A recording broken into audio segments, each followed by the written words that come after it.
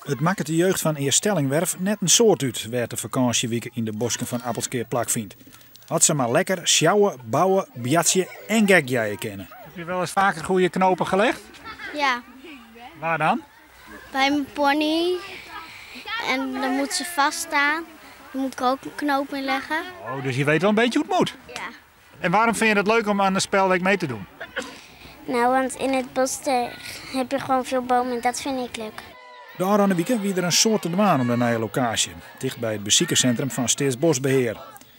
Er moest een andere locatie komen om het oude plak, even verderop, vanwege beschermd natuurgebied net geschikt meer wie.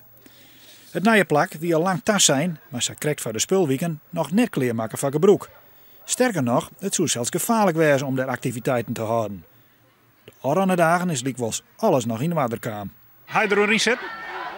Ja, behoorlijke spannende dagen gehad. Echt stress en ik heb maar steeds een sleepeloze nacht gehad. Zo, maar wat voor gevoel steen je hier dan nou? Had je om je heen sjoggen? Wat vind je ervan? Nou, als je nou ben je dat ik weer kwijt, hier verjette dat dan ik wel werd.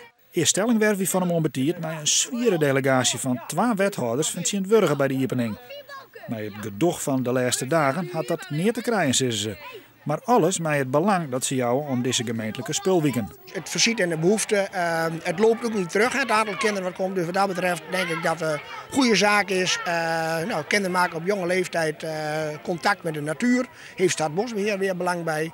Dus wat dat betreft denk ik heel goed dat dit gebeurt. Na de officiële opening kan de jeugd los.